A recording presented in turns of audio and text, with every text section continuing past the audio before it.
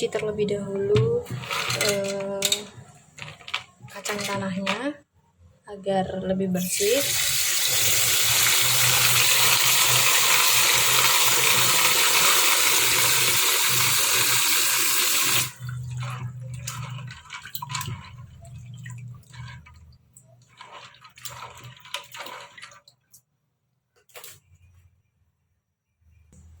Setelah kacang tanah dicuci dengan bersih, kemudian didihkan air secukupnya untuk merendam kacang tanahnya agar bisa memisahkan kacang dengan kulitnya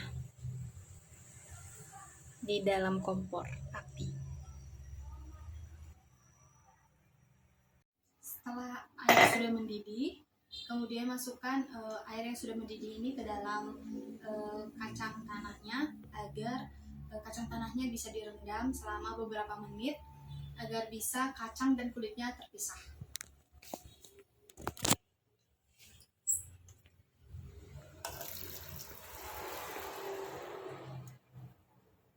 Rendam hingga kacangnya tenggelam.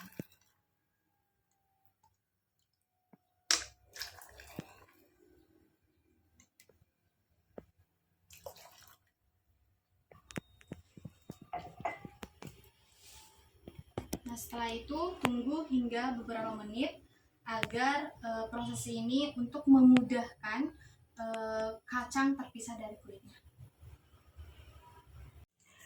Setelah sudah beberapa menit kacangnya direndam, kemudian lanjut untuk memisahkan kacang dari kulitnya.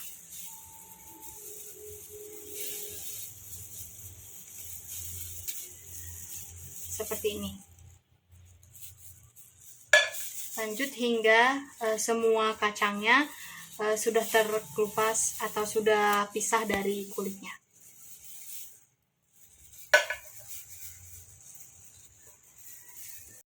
Nah, setelah kacang tanahnya sudah dikupas atau sudah dipisahkan dengan kulitnya, maka kita membersihkannya lagi agar sisa-sisa kulit dari kacang tanahnya ini terpisah.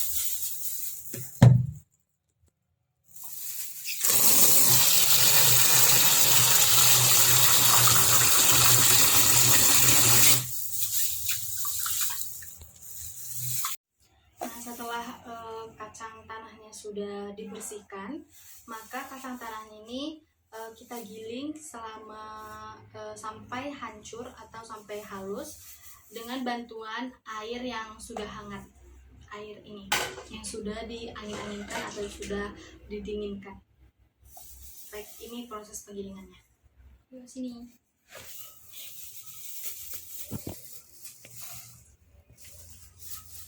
Ambil beberapa kacang tanahnya, kemudian ambil air sedikit, lalu digiling sampai benar-benar halus.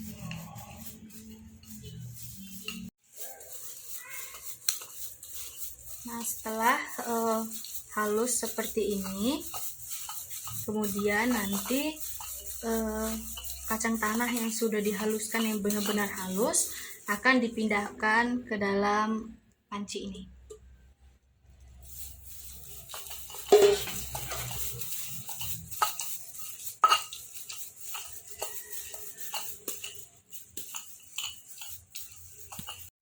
Nah, setelah proses penggilingan sudah selesai, lalu masuk ke proses mendidihkan kacang tanah yang sudah digiling dengan halus dengan air. Tambahkan sedikit-sedikit air, tetapi menambahkan airnya itu tahap per tahap. Jadi tadi kan sudah dibuat 1 gelas, kemudian nanti tunggu sampai mendidih. Kemudian setelah mendidih nanti lakukan lagi hal yang sama, tambahkan air 1 gelas secara bertahap sampai nanti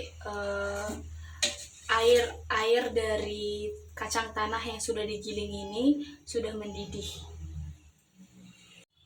Nah, di sini dapat dilihat terdapat buih-buih pada saat sudah mendidih. Nah, selanjutnya kita tambahkan lagi air 1 gelas sampai buihnya menghilang. Lakukan hal yang sama sampai buihnya menghilang. Lakukan sedikit demi sedikit.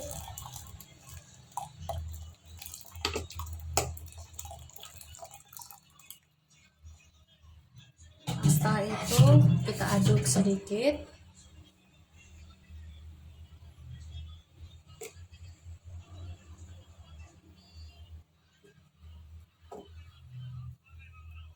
Nah, setelah itu kita tunggu sampai mendidih lagi.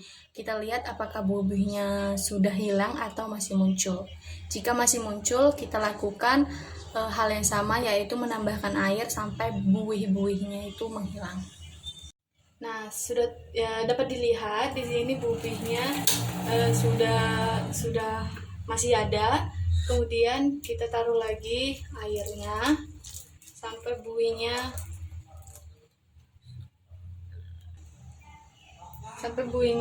menghilang. Nah, tadi sudah sempat tertumpah karena tempatnya tidak memadai. Panci yang saya gunakan terlalu kecil dan saya tidak memiliki panci yang lebih besar, maka di sini saya akan menambahkan air lagi tadi. Nah, setelah itu diaduk-aduk lagi. Nah, jika nanti ini masih terdapat buih-buih, nanti disaring saja, disaring buihnya, kemudian dididihkan lagi sampai nanti buihnya menghilang. Nah, di sini dapat dilihat buih-buihnya sudah hilang. Nah, setelah hilang, kita matikan kompornya. Nah, lalu kita lanjut ke proses penyaringan. Nah, setelah dididihkan, kemudian disaring menggunakan saringan biasa. Saya menggunakannya kain jilbab yang sudah tidak dipakai lagi tapi masih bersih.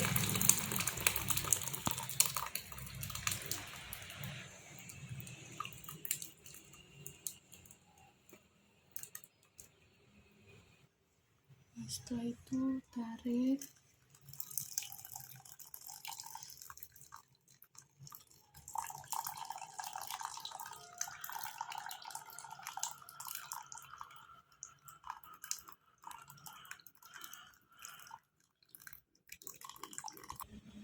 Nah, setelah itu tambahkan cuka sedikit demi sedikit, kurang lebih 2 sendok sampai 3 sendok. Di sini dapat dilihat bahwa tahunya sudah jadi, tandanya yaitu terpisah dari airnya. Nah, seperti ini.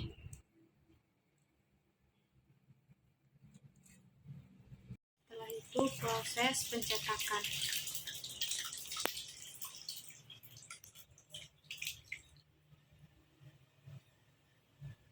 Nah, gunakan saringan yang tadi dan di bawahnya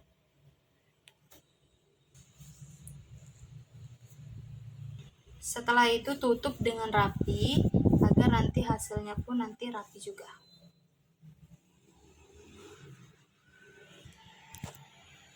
Setelah ditutup dengan rapi, kemudian taruh pemberatnya agar nanti tahunya menjadi berbentuk. Nah, setelah sudah ditaruh pemberatnya, kemudian ditunggu hingga beberapa jam kemudian. Setelah itu kita lihat bagaimana hasilnya. Nah, setelah menunggu sekitar 2 jam, maka dapat kita lihat hasilnya itu seperti ini.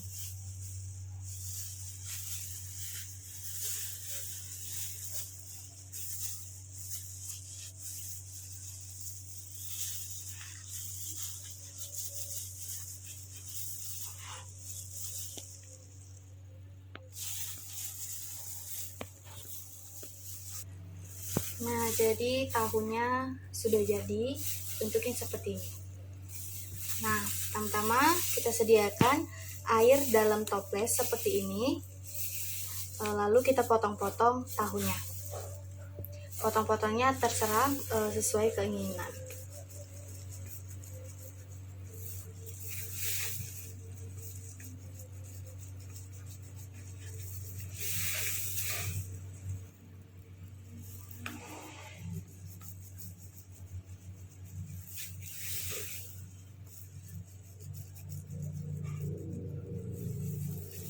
Nah, setelah itu pindahkan tahunya ke dalam air agar tidak lengket.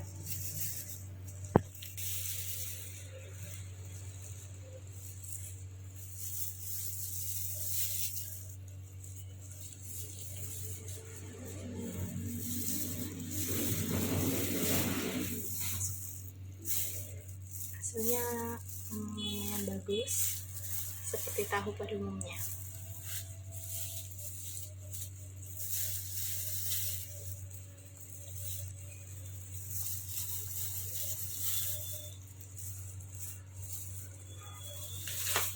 Untuk yang sisa ini akan digunakan sebagai pengamatan untuk tekstur, rasa, aroma, dan lain sebagainya.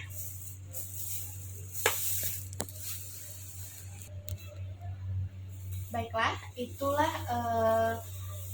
eksperimen saya mengenai tahu dari kacang tanah, yaitu hasilnya seperti ini. Dan bisa dibilang ini berhasil. Baik, itulah hasil produk bioteknologi saya mengenai tahu dari kacang tanah. Semoga bermanfaat bagi kita semua. Dan sekian dari saya. Terima kasih. Dan saya tutup dengan Parama Santi. Om Santi Santi Santi.